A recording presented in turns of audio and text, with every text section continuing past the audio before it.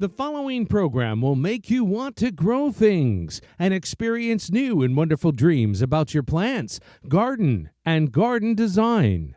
Listener participation is always strongly advised.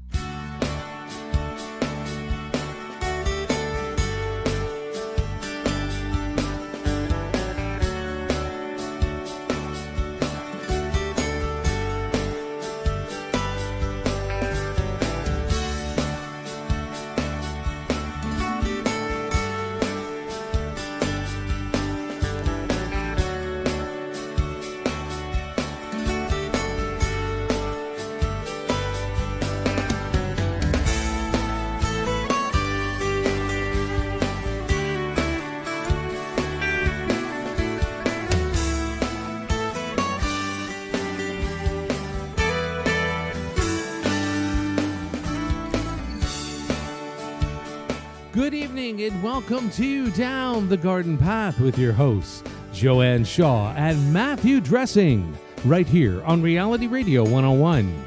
To get on board in the Toronto GTA area of Southern Ontario, Canada, dial 905-725-1907. Toll free in North America, 1-866-905-7325. Send us an email right now. Our email address is instudio101@gmail.com.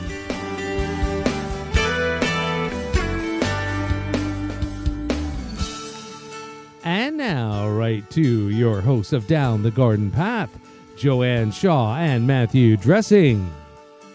Thank you and welcome everyone to this episode of Down the Garden Path, where each week we discuss down-to-earth tips and advice for your plants, gardens, and landscapes. As landscape designers and gardeners, we think it is important and possible to have great gardens that are low maintenance, and we want to help you make it happen.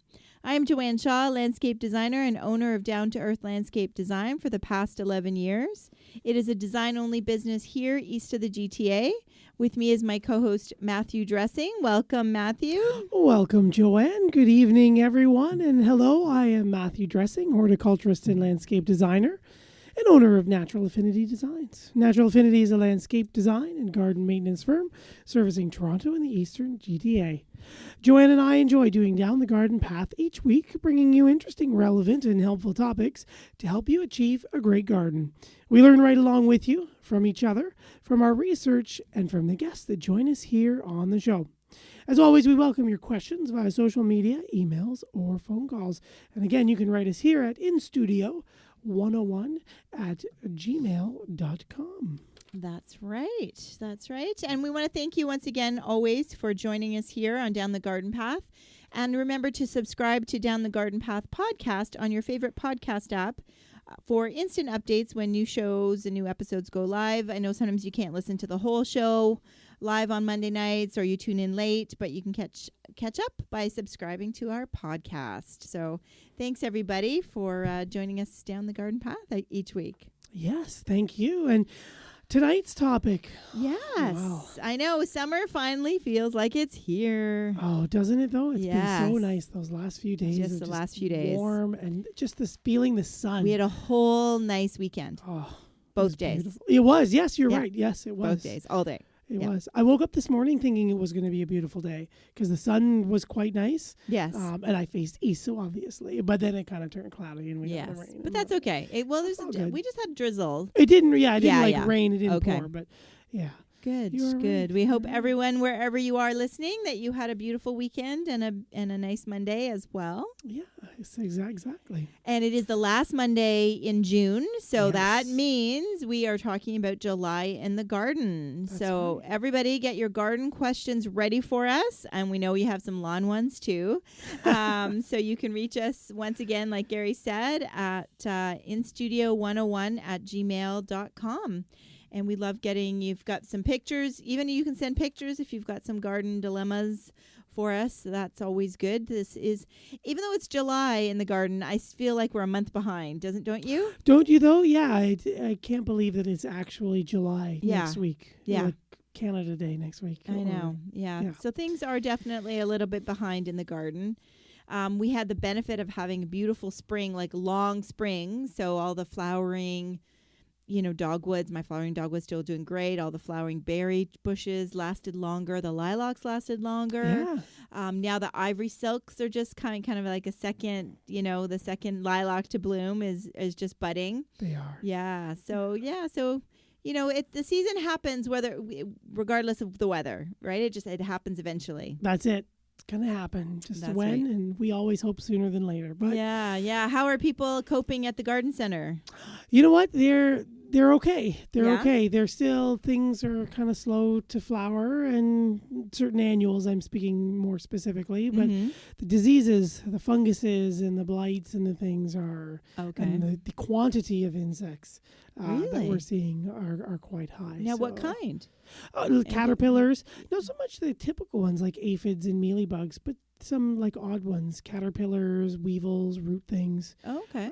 Yeah, just some odd ones. Like today I had a gentleman come in, brought me a leaf of his spirea, and I don't know which variety it was, but it was obviously a spirea, and he had these little green and yellow fuzzy caterpillars that were like an eighth to a quarter of an inch long. And I'd never seen a caterpillar on a spirea. And I asked Right. my colleagues, like Yeah. Larry and Carrie, Yeah. these people who have been there forever, and they have never seen it. So I've And got it's eating the spirea? and it's skeletonizing all the leaves. So Wow. if you've seen this or have had it, I'd love for you to write in Yeah. instudio101@gmail.com. But yeah, I've got a picture of it, and I'm going to do some research because I've never heard of something like that on a spirea. Right. And like they're kind of, not my favorite plant, but fairly indestructible. Right, yeah, they don't usually have anything plague it, any insects or pests or diseases at all. And is so- that the only thing in his garden it's eating? No, it wasn't. And it was a fairly recent addition to his garden. Like he had Okay. only bought it like 2 months ago. Oh, okay. Yeah, and Ooh, so it might suddenly- have come with. So you're right. So we went out and checked, and we didn't see anything on Right. ours. But Okay. Yeah. So I'm stumped and excited, and Yeah, you're excited. Yeah, the plant geek in you, the insect geek in you is all Exactly. excited. For sure. Well, that's sure, interesting. So, but are people still buying?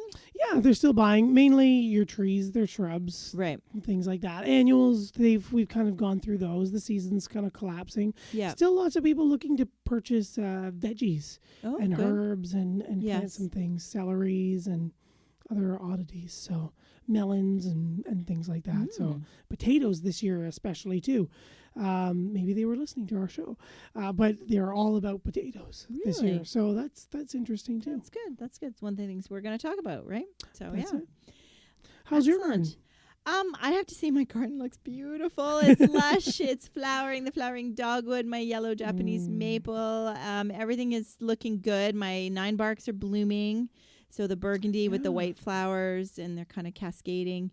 And the weeds are going strong as well, unfortunately. So in my big bed where I'm still not finished planting, I did plant a bunch of ground cover, but it's going to take a while before that establishes. So I need to get it weeded, and I'm hoping to get some mulch down this week Nice. on that bed. But I have to say, I'm pretty happy. Things are going. I did have an arborist come and prune we have we don't have much as far as garden around in our backyard, small backyard with a pool, except for a Japanese maple that we planted, when we moved in.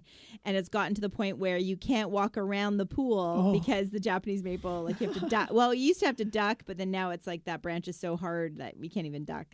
So I did ask my arborist to come and prune that for us and see if we can walk past. So that happened. And he took a look at the Dawn redwood that we put in late last year. Oh yeah. That's really not coming up at the top. It's not dead.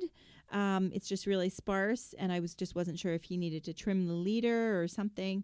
But he's saying to leave it alone, give it a year, and he's going to come back and do a deep root fertilizer of all my plants. So all of my garden. So that's going to be good. Very nice. Yeah, Very yeah. nice. So that's kind of what's happening in my yard. Yeah, so I'm sure you've got some questions out there, everybody, for what's happening in yours or any garden or design dilemmas. So please, once again, let us know at instudio101@gmail.com. That's right. And don't forget, you can attach your pictures to your emails. Yeah. I don't think we've ever had a picture, have we? We haven't. No, we ask and we hope. Just like we've never had a call, you know. But we're always hoping. So what do we want to talk about? So July in the garden. And again, I still feel like it's mid-June. It does. Well, you know, the perennial, I think especially the flowering things are going and the trees are going kind of on schedule almost. But I think the perennials, because they just haven't had the heat, right? And the nighttime temperatures and stuff. But the lawns, we usually say, you know, we need the nighttime temperatures for the grass. But the all this rain and cool temps has not stopped the grass, has it? No, it's thick, it's lush. We're even seeing fewer, less grub damage this year. So that's a good thing. Right, yeah. So I'm not sure if the grass is just at pace with the cool and the rain and it's just being able to hide the damage, or it's doing less damage, or maybe we drowned the grubs. Right, or the grubs have died somehow. Yeah, so Japanese beetle season is definitely in July. Okay. The start of it. So it'll be interesting to see the numbers. Now, is that a date thing, or is it that when the average temperatures get to a certain point? Like, is there a magic, you know, tomorrow they start? No. It's kind of like a plant thing, right? You know, they just kind of bloom, the perennials. They're around this time, but weather and other things can affect them. So beginning of July is usually when their life cycle, you see them starting to emerge out of the ground. Okay. And then later in July, we'll see them all congregate and start attacking and doing their thing. So. All right. Yeah, so it'll be interesting. So should people get their traps now? Yeah, get them now because a lot of stores will run out. People panic when they start to see them. Right. And the demand is much greater than the supply. So, I mean, I know that I've been just because you can't reuse them, right? It's not like you buy it once. It's unfortunately one of those disposable items, right? We have to keep buying it. It's kind of gross. You can't reuse. Don't say you can, because you had that expression. Well, like you kind of can. It's like, no, you can't. It's gross. No, there is gross. the bag one. Oh, okay. And that's gross, and get rid of it. Okay. But remember, we spoke to John from Natural Insect Control way back when. Okay. But Natural Insect Control, they have a reusable one. Oh, okay. So it's a hard UV stable 10-year plastic. It drains where the bags don't, and it gets really nasty when they fill with water. So it drains. It's a smaller catch basin. Okay. But it's easier to take out, clean, wash away, and every year you can just buy a new lure that Natural Insect Control does. All right. Yeah, and it's actually a stronger lure than the average bag one that you get at the whatever store you like to get it at. That's good to know. We'll promote that past show. Yeah. Excellent. All right. So everyone, if you've had them in the past, or if you've known neighbors who've mentioned that they have had a problem with Japanese beetles, then we definitely recommend you be preemptive and get your trap out.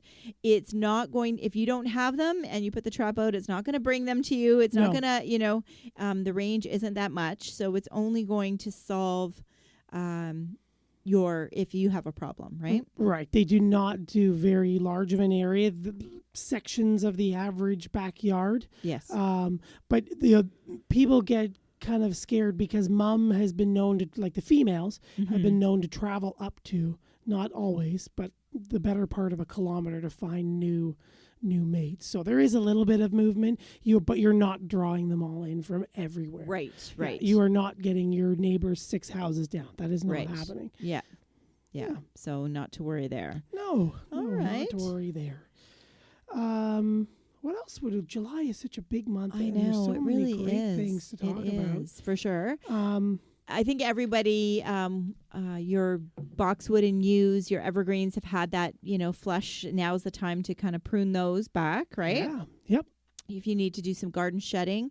Shedding. Garden shedding. I don't even know what I meant to say. We'll just shed that bed. Yeah, I know. Shaping. Garden shaping. Shearing. Woohoo. Shearing, shaping. Yeah, so now is definitely the time to do that. And really staying on top of the weeds. Those are the two things that kind of come to my mind. Yeah, definitely. With the weeds are growing quite wickedly right now. Yeah. Okay. Yeah. You got it. Yeah. Pruning and you're shaping your evergreens. We were talking just earlier before the show about the feeding the trees and the shrubs and evergreens. So fertilizing, the average last time you really want to feed them is somewhere in the beginning of July. I've always said, July 1st-ish. Right. Plus or minus, because we don't want too much new growth to be on them again. Like the evergreens, they can give you a little bit of growth if we have a nice long warm fall, and then that'll won't harden off, and it can get burned, or the shrub can take some damage. So just slow down on the fertilizing with the high first number. Okay. Even your lawn right now is going to be the time to do your summer feeding of your lawn, but it's the last time we're going to see a high first number, a high nitrogen for your lawn to give that last burst of growth. And then all the numbers are going to change. So just watching for that for your fertilizing. Is there anything, I know typically when the summer, we haven't had it yet, but starts to turn that hot and dry, and our lawn goes it goes yellow, so it goes dormant. Yeah. Is there anything to prevent that from happening? It really comes down to cultural practices. So you're watering and you're cutting. Okay. So making sure that your lawn is getting that 1 inch deep watering once a week or once every 5 to 7 days, depending on how hot it is. And the rain's done that for us. And the rain, I haven't seen anybody watering their lawn. Have you really? I have one neighbor. I don't know what. I want to almost pull over and say, "What are you doing?" Oh yeah. But I haven't done that yet. But yes. Yeah. Okay. I haven't seen anybody. Yeah. So, it is very moist still, and the rain is keeping it topping up, and the cool weathers are holding it in the ground. And then as it gets hot, because all the grass species we grow are cool season grasses, as it gets very warm, if they can't stay cool, they will go dormant. So cutting them at about 3 inches high. And some people will say that's a little long, but the grass will then shade itself because the tips grow or they're sitting on the soil surface. So when they overheat, they go to sleep. So keeping it, I say 3 inches, 2.5 inches, whatever magic number works for you. It looks good, is aesthetically pleasing, but also keeps it nice and green and cool. And it's keeping the cool season grasses at the soil level to those temperatures. Okay. That's what kind of keeps her growing. Yeah. Yeah. If you do have it shorter, and you do like to do that high first number in your fertilizer, the classic whatever fertilizer.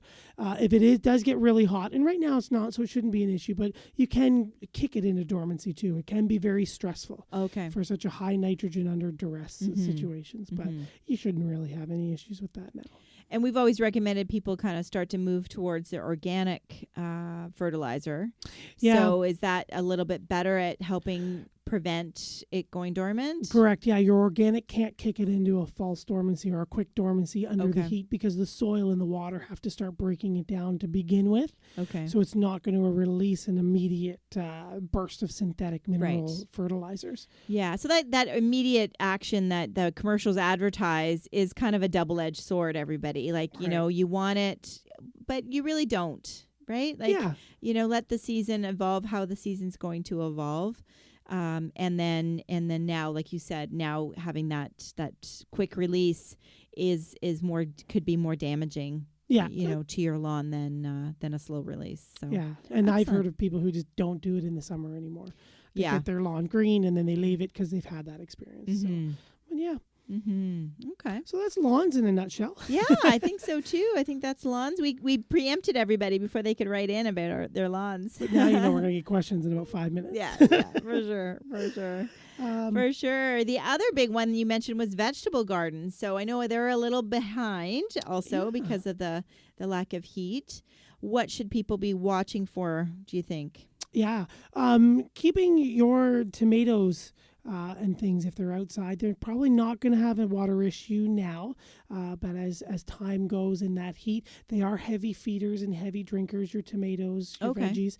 Remember 2 things, cucumbers and melons and things that we really like the juice or the crunch out of it. That's all because of the amount of water that they take. A nice juicy apple or a cucumber is because of the water that they have absorbed. Okay. So you've had those dry apples that are just just usually didn't have enough rain at a time when they were developing and filling in. So water deeply. Don't let the rain kind of water everything, but make sure you're watering deeply. When we get a millimeter of rain, use your hands and show yourself a millimeter of rain. Yeah, it's not enough. That's not enough. The roots are like a foot down. All right. Yeah. And fertilizing too. I bet you we have not fertilized our tomatoes. Yeah. I I have to check with haven't Dylan. Yeah. gotten to I'm not growing them, but at this time of year, usually I'm just starting to get into later in July, that next feeding Okay. for my tomatoes. So a tomato-specific fertilizer.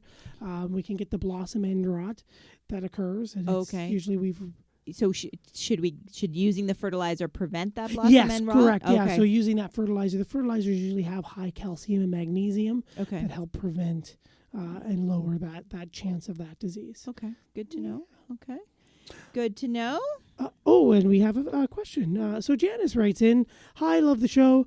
Are those tree fertilizer spikes any good to use? If so, where do we put them? Thanks." Do you want to jump on? We can both. Do we agree? They're not my. I have to say, Janice, they're not my favorite. Right. I think they're. Yeah, exactly. Where do you put them? How do you know they're in the right spot? How do you know they're actually feeding the roots? Right, because it's such a specific spot. Right. So I think you're better off with a water soluble. Yeah. Personally.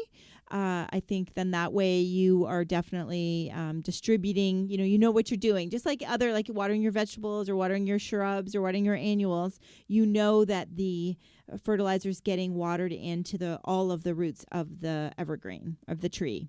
Of the tree or shrub Yes, or whatever. Yeah, for sure. I agree. I don't Okay. like the spikes. There is a time, I think, for them when the plants are young and you can put them right where they're needed. Because, again, where do you put them, right? Right. Especially on something mature, for sure. And that's exactly my point, yeah. So if you have a 40-foot maple and she's just looking distressed, you can't put enough spikes in the ground in the right spot. There is nowhere there. So when they're young, sure, when they're like newly planted, but like you were saying about the arborist coming and giving a deep root feeding. As things get older, you need to go like water soluble or something that's going to target those plants specifically, like the arborist is going to do. Right. And I don't know if everybody's heard of the Ross Roots feeder. And that's, exactly. So it's this cute little gadget.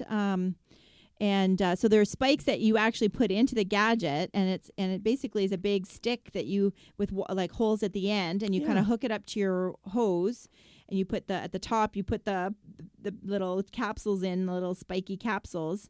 They're not as big as the tree spikes, but it's that kind of seems like that same material, and it's water soluble. So then the hose kind of dissolves it, and then it sprays it, like you dig it into the ground, and then how's that for a little technical description? But now you're putting the water and the fertilizer at the roots.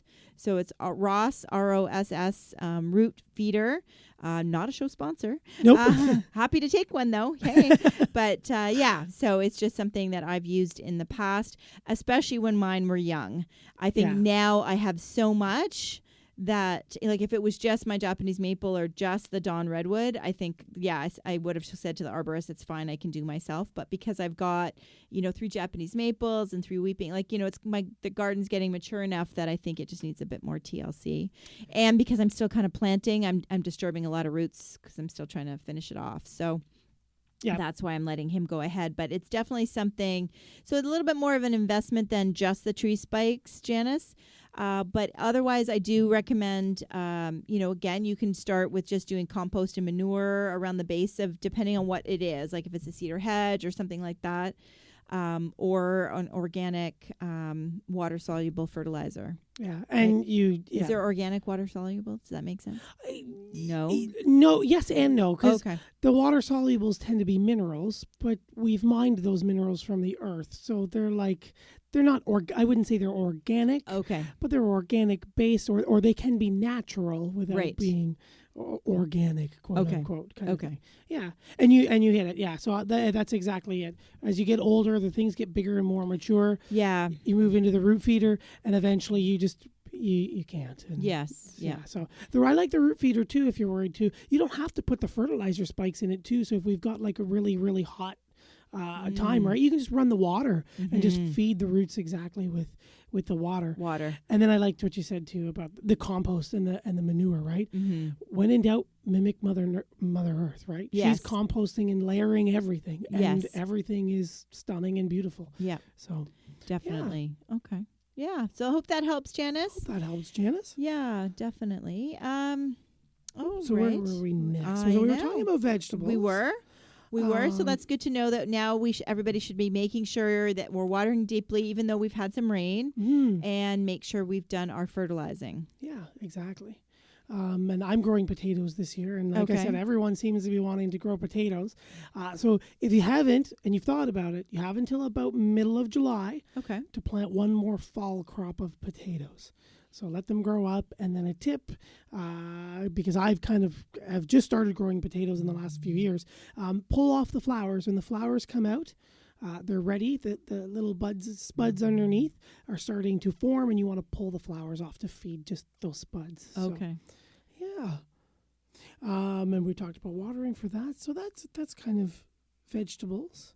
What else would we like to talk about? What time do we have? I know. Wow, it's going fast. It is.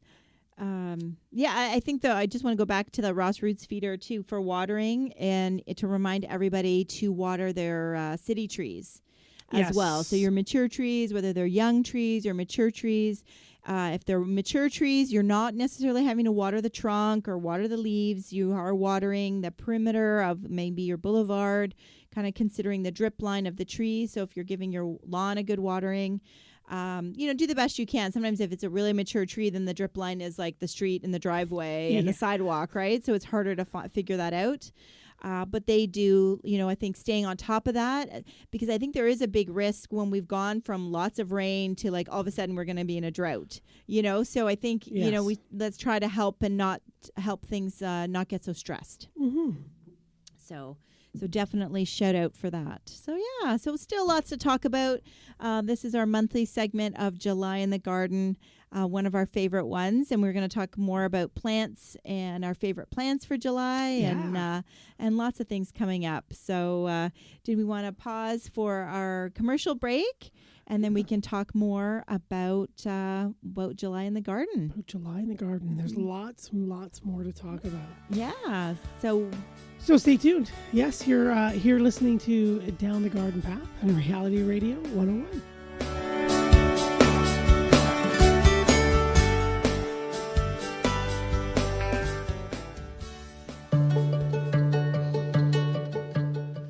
Looking for time away complete with breathtaking views of the Bay of Fundy and plenty of relaxation?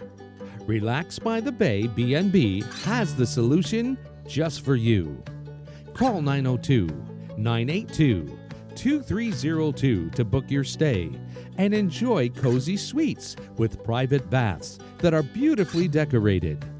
Full breakfast made from fresh local ingredients and the choice to socialize with your hosts and other guests or just relax in privacy. Located in historic Margarettsville, Nova Scotia, our suites fill up fast. So call 902-982-2302 and book your stay now. Relax by the Bay, bnb.com. Arrive as guests and leave as friends.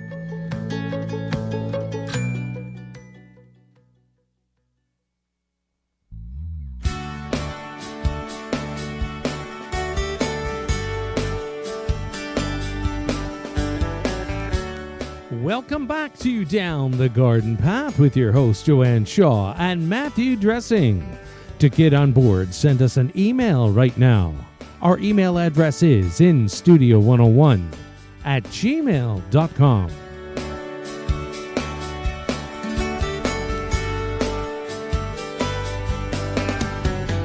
And now, right back to your hosts of Down the Garden Path, Joanne Shaw and Matthew Dressing. Thanks, everyone. Welcome back here on Down the Garden Path with Matthew Dressing and myself, Joanne Shaw. And we are talking July in the garden. So, and even though it feels like it's still June in the garden, right? But this coming month, it will get hotter and drier, and there will be more things to do. So, or add to our gardens, right? Now is a time where I think when our spring blooming things are done, and that's when we look at our garden and go, now what's going to bloom in next month, right? That's right. Yeah, there's a lot of things. I get that at the garden center too. They filled up their spring garden or their garden with all the spring flowering perennials and annuals. Yeah. And then there's a moment where everything stops and goes green. Yeah. And then some other things, usually hydrangeas or Rose of Sharons. They're the more popular ones. But then those can be sometimes like mid to late July, right? So there's definitely a gap. There's that big gap. Yeah, for sure. And this year might be a little different just because like the peonies, for instance, are like 2 weeks late. They're still blooming. They're still open. So that's kind of buying everybody a little bit of extra time. Yeah, for sure. Yeah. I was just saying, we were just talking about the peonies. Yeah, the Oshawa Peony Festival was the other weekend, and I was there just this weekend. And the place is still looking beautiful. Oh, so, wonderful. Yeah, check out your local places. Because and we were talking about Whistling Gardens as well, the past guest on our show. Whistling Gardens, and they have a huge collection also of peonies, and they posted some Instagram photos of how amazing that they're definitely open this weekend and that the gardens are looking amazing with the late blooming of the peonies. So definitely if you're in some garden wandering this weekend, there are some good places to go. So the Oshawa, what is the garden at the Oshawa? I think it's Valley View Park, but it's the Oshawa Botanical Gardens on Arena Street. On Arena Street in Oshawa, and Whistling Gardens as well. So you can just Google them. I don't have their address handy. But I'm sure like Toronto Botanical Gardens, there's lots of public gardens out there that I'm sure Royal Botanical Gardens in Hamilton that are looking amazing in the GTA as well as wherever you may be listening to us. So that's right. Yeah. Larry writes in, I would like to try potato plants this year. Do those plants need lots of sun like tomato plants? And yes, they would love as much sun as you can possibly give them. That sun is all that energy. They're going to create food and store them in those big potatoes. So, but you plant them kind of differently, right? You can do them in a bag or in a barrel. Right. Okay. Yes. And Larry, I'm doing mine on my balcony.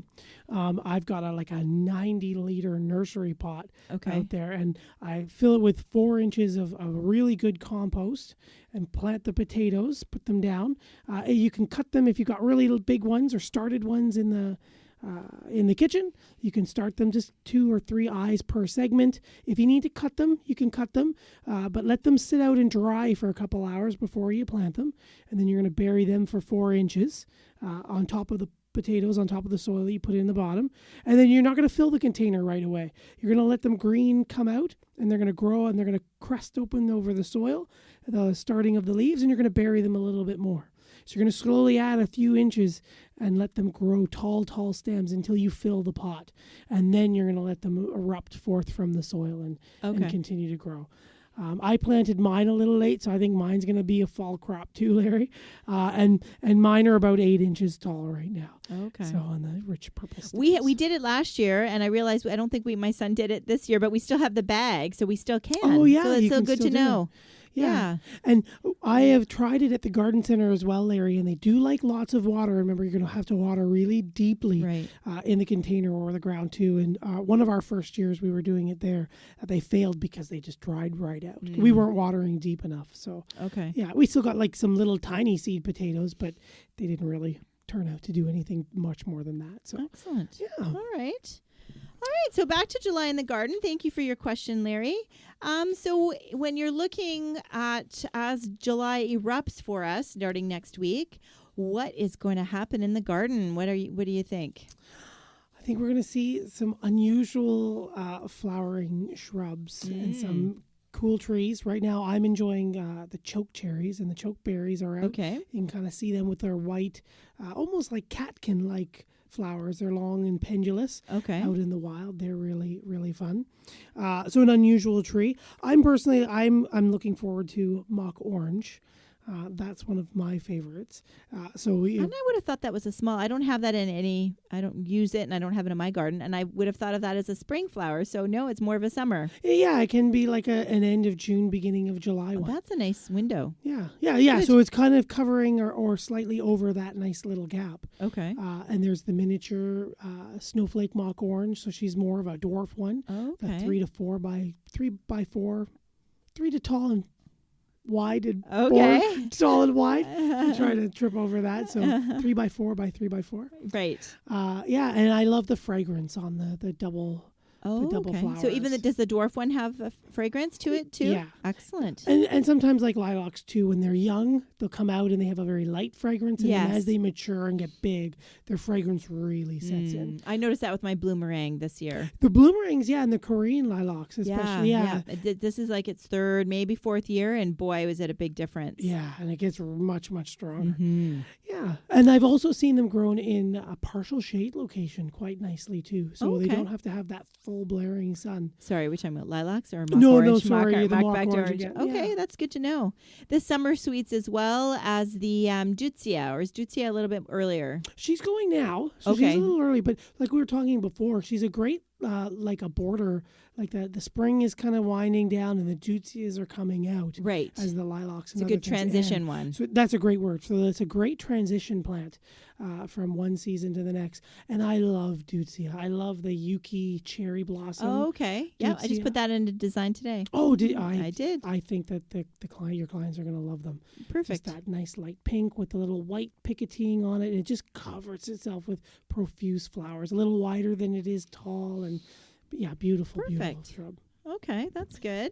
And I know you like the potentilla. There's not my favorite, but this is, if there's a good season for potentillas, the next 3 days is it. No, I'm just kidding. I'm just kidding. We all have our favorites, right? And we always have that enemy plant. That's right. That's right. Someone plays an enemy in everybody's story. But I love potentilla. I love those little rounded 4-petaled button-like flowers and that very fern-like small cut-like leaf. I just love them. I don't know what it is about them. I know the fructosa, potentilla fructicosa, is an Ontario native as well. Oh, so okay. That's the white one. Yeah. Yes. Yeah. I love it. I don't know. I really love it. So, the trick with that one is if you find that yours isn't blooming is you just have to be regular with cutting out that third of the old wood. It really loses its vigor quickly. It gets very woody. Yeah, it can get very woody, and it gets a lot of little lateral stems that kind of make it look really messy as it grows. So just kind of keeping it up that way will keep it tidy and neat. Okay. Yeah. And this, I find spirea is always so as much as it's a star in the garden in July, it tends to really grow so much in June that people think, this is too big and I need to cut it back. But now if you can't cut it back because now it's about to bloom. Right. So spirea is one that kind of sneaks up on you, don't you find? It does. And there's a lot of varieties that will wow you in the spring and you'll get excited. And then you're right. Once it gets to flowering time, like right about now, they're coming out and they're just so big because they grow so quickly.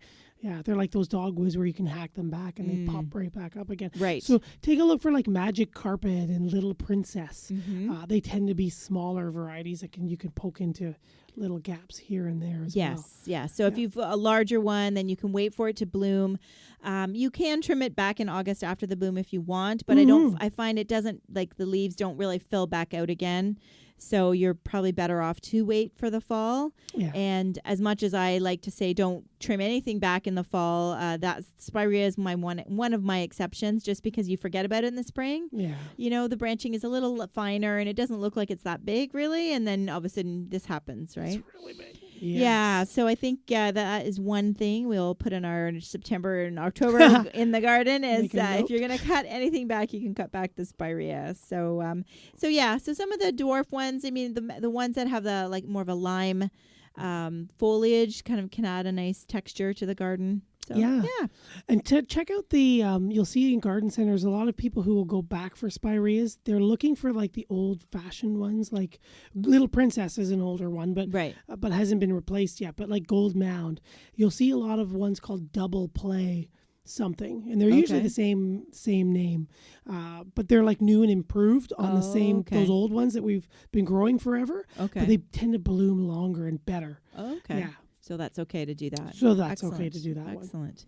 And we can't forget, I know we always mention the hydrangeas. So they are a little bit behind. So my little quick fires who have always like blown me away by blooming, 2 weeks before, and many of my other hydrangeas, they have not, I don't even think there's any buds on it. So we, again, not having the heat, right? That's it. Has been a disadvantage. But when July kicks in, the heat in July, we're going to be optimistic that the heat will kick in and the hydrangeas will take over. Right? Yes. So if yours is not blooming, don't be concerned. No. Right? Don't return it. Don't dig it up. Don't give up on it. And I'm talking especially about the paniculata, the more woody stemmed ones, for sure. Because Annabelle's right now in the garden center and out around where I am, at least, they're like absolutely covered with nice my Annabelle's. heads. I've got good blooms on my Annabelle's.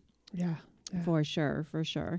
And so now we have to absolutely talk about some perennials. So my catmint is one that has been going strong. So that is happy and has been since May. So so doesn't need any deadheading or anything. It's happy. If you haven't tried catmint and you're looking for something that's long blooming and just beautiful, and the purples and the whites, very rarely I see the white anymore. Yeah. But the purpley like blue a periwinkle. hues. Yeah, like a periwinkle. That's the word for it. They are absolutely stunning. I drove by an apartment building on my way to work today, and they just had it lining a border of their shrub garden, and it just looked like a field of lavender, and it was absolutely to die for. And does attract the pollinators too. Yes, so definitely the bees and the butterflies have been in my garden, and they've been, nothing else has been blooming, but they've been in the catmint. So that's something. Nepeta. Yeah, Nepeta. Yeah. Okay. Nepeta. Is there another? Nepeta. Yeah. Is there a second word? I want to say numerosa, but I might be wrong. Okay. Excellent. But there are lots of ones to look for to add that filler in that early June or early July garden, right? What are some of our other favorites? Yeah. I'm a fan of Coreopsis. Again, just because of the longer blooming time. Okay. She's going to kind of be one of those partly transitional ones. Do you have a favorite variety? I'm quite enjoying the Big Bang series that are now really? out. Yeah. Oh, I'm not familiar. They have kind of like from the TV show, The Big Bang? I think that's honestly what it's from. Really? I do. And then they've named them all, not after the show, but yeah. They tend to like... Penny. No. Or not that I look for that one. That Sheldon. one might be. But there's no Sheldon or Raj. But yeah, they have kind of like a medium green, medium bright green, lanceolate, smooth, semi-fuzzy leaf, but they have like a bigger double flower. You get so technical. Yeah, exactly. You never know who's listening. Yeah, that's right. And then there's another variety, and I forget what it is, but it's a white variety. And when it's warmer, it comes out more white. And as the days cool, red bleeds into more. So by the fall, as it starts to cool off, end of August or late August into the September, as the days grow shorter and cooler, and the nights, you start to see the new flowers open with a little bit more red. Yeah, so I like that one. And if you ever find that your Coreopsis is a little raggedy, or some of the older varieties will get to the point where they're just covered in deadheads, you can literally just shear off the top like 4 inches and let her go again. Okay. Give her some fertilizer and away you go. All right. So you can get a second bloom. So you can get a good, nice couple flushes out of it. Okay. For sure. Perfect. Coral bells are always a good, I don't think anybody really grows them for their flower, which is fairly insignificant, but I love mixing the burgundy and the silver, and the caramel is one of my favorites as a low maintenance perennial.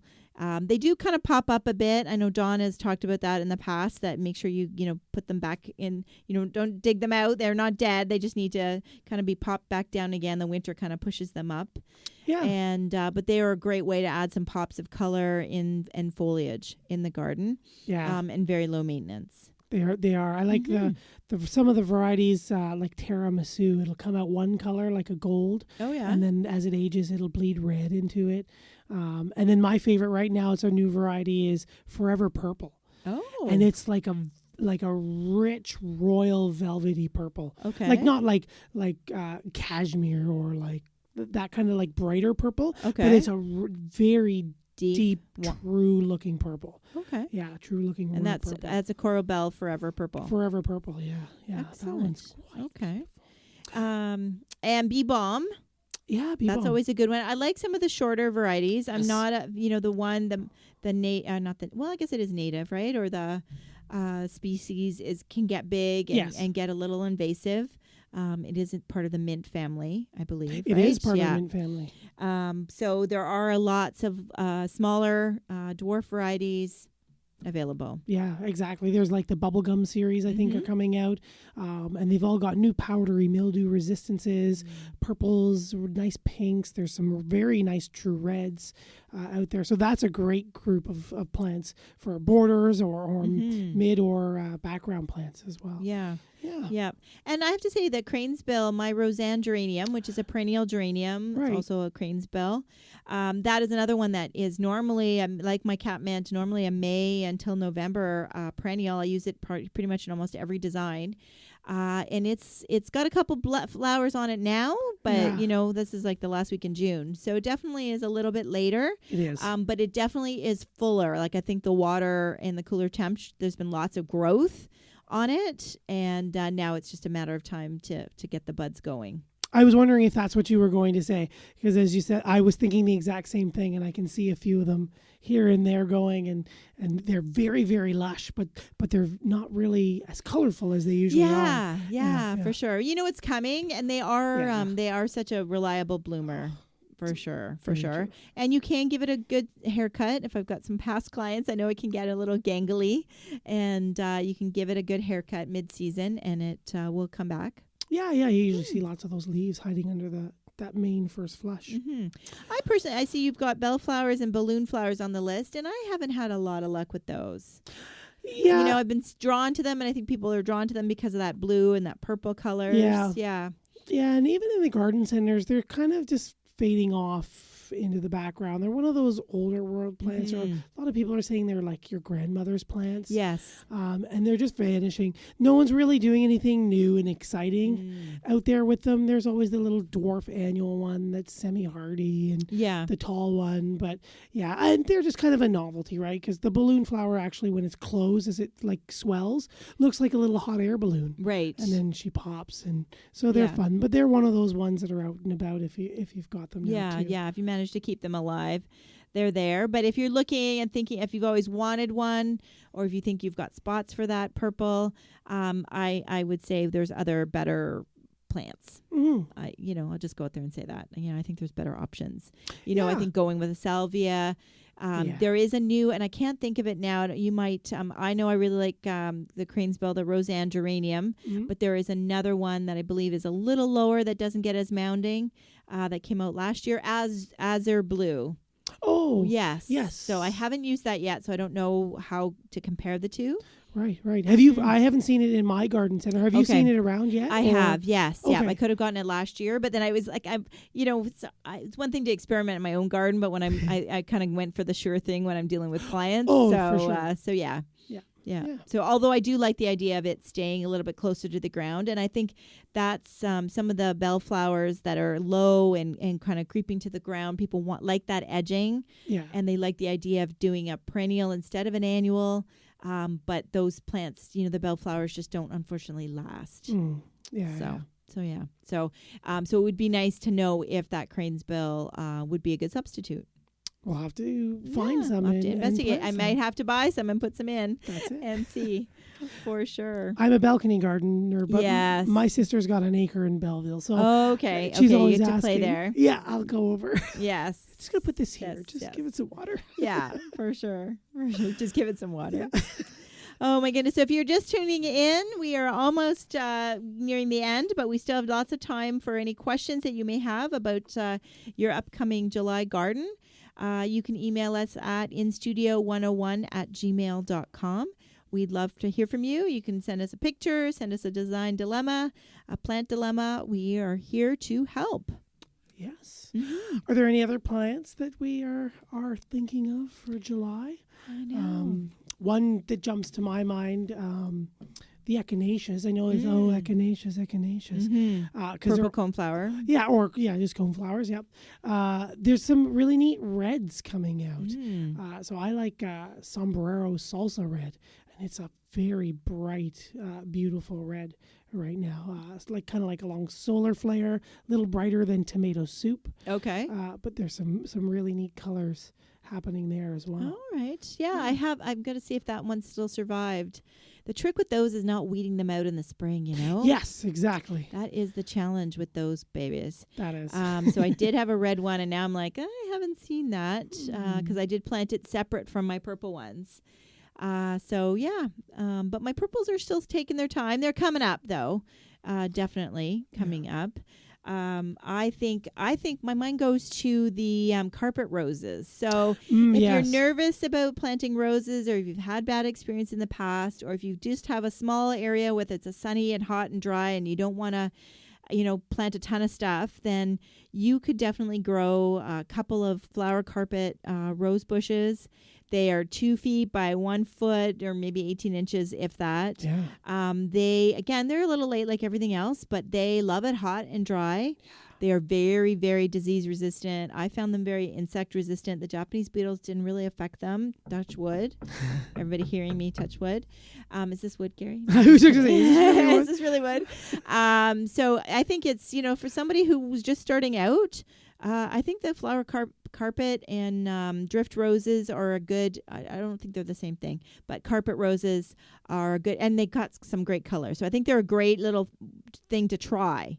Right? Yeah, definitely. Don't you think? Don't be afraid to pick one of those up and try it in some of those sunnier areas where you don't really have anything. You will be very well rewarded and excited. It will be once it starts blooming into the beginning of July, it will bloom nonstop. They're not the long cut flowers that you can cut and bring into your garden, or bring into the house or anything like that. But just as far as adding color, nonstop, and some really nice, some yellows, some nice fuchsia or coral colors. Yeah.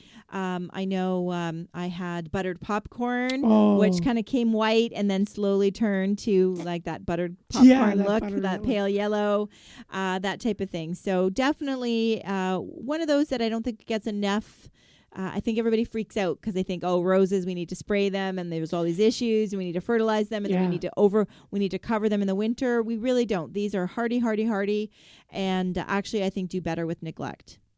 Personally, what do you think? Yeah, I agree. Yeah, just leave them. They know what they're doing, and just let them go. Yeah. They're one of those ones that really, those new varieties, the knockouts and the drifts and the carpets, they're all coming along, and they're so much stronger than our classic old-fashioned like English roses or what we kind of mentally visualize as roses and stuff like that. Yeah, exactly. Yeah. Everybody liked the idea of cutting the hybrid tea and bringing it in the house, or just seeing the long stems in the garden, but they just took so long to rebloom, and there were so many disease issues.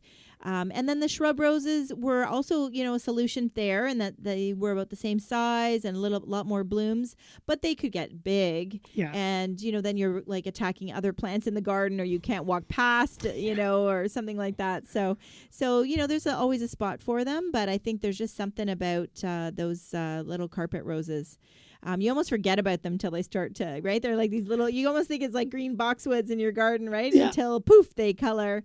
And I know I mentioned this in the past, how I don't have a sidewalk on my side of the road, but people walk, I'm kind of on a big dog walking route. And so you'll often see people like across the street pointing like, what is that?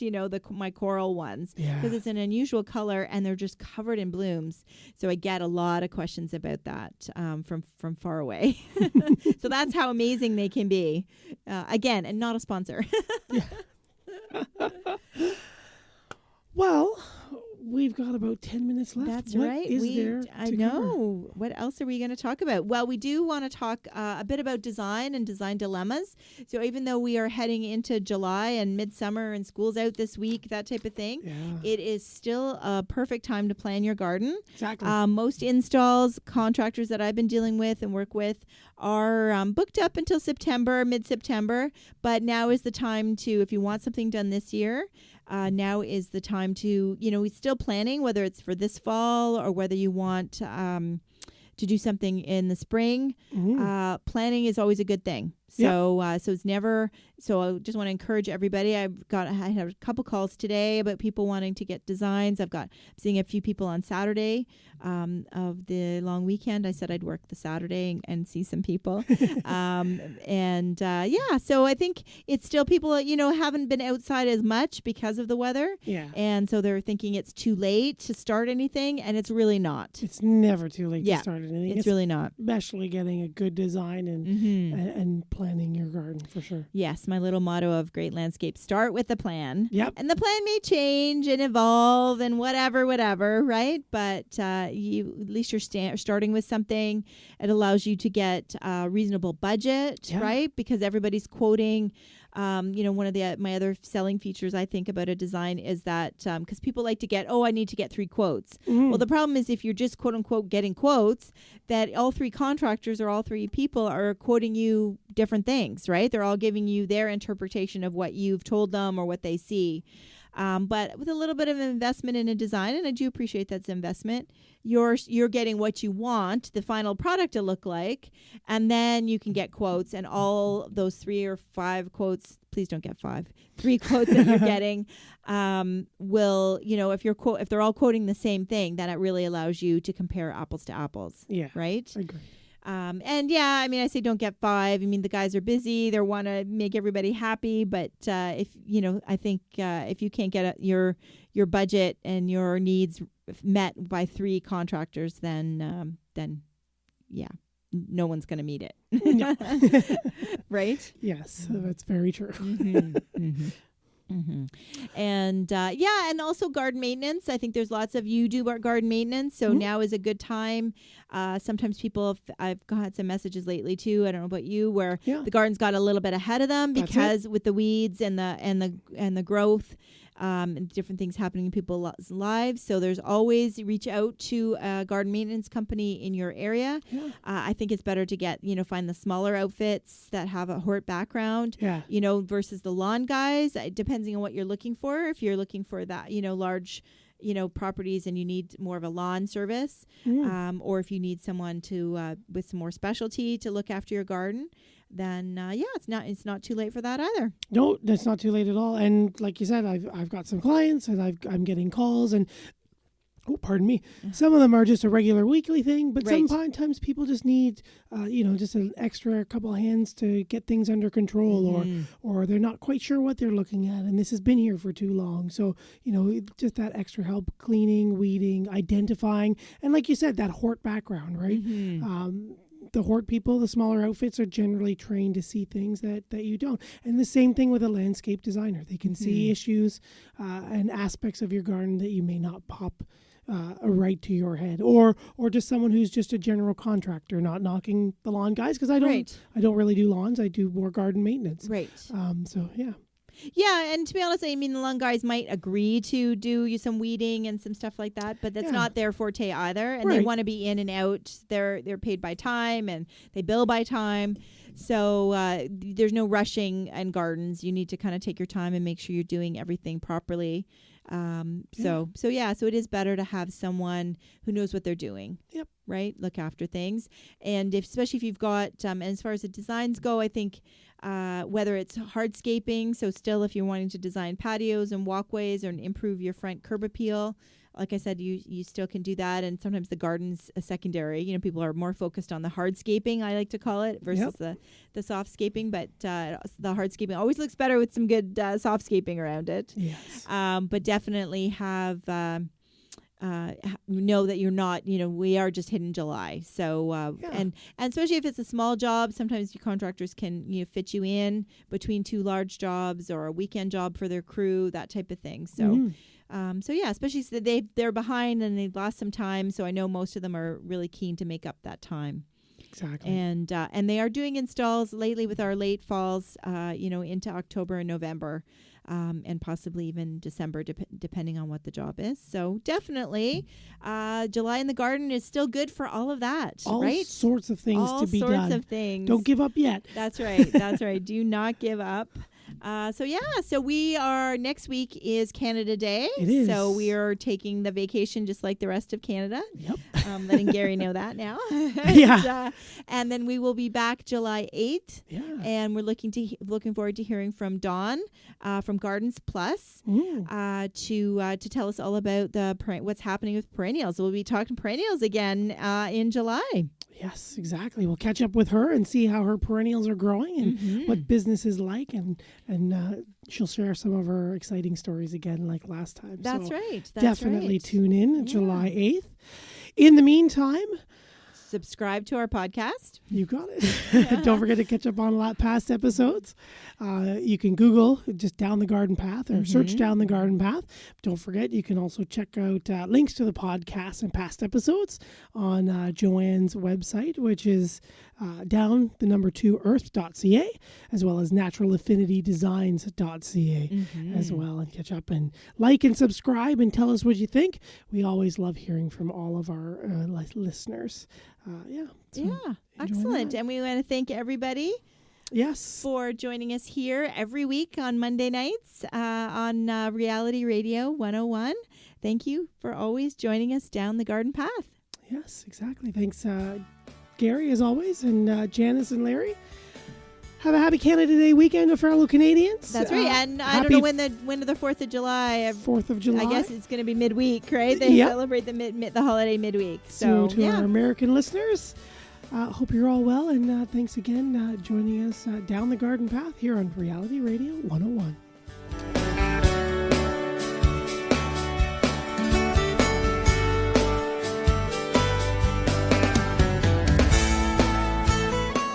Thank you for listening to Down the Garden Path with your host, Joanne Shaw and Matthew Dressing, right here on Reality Radio 101.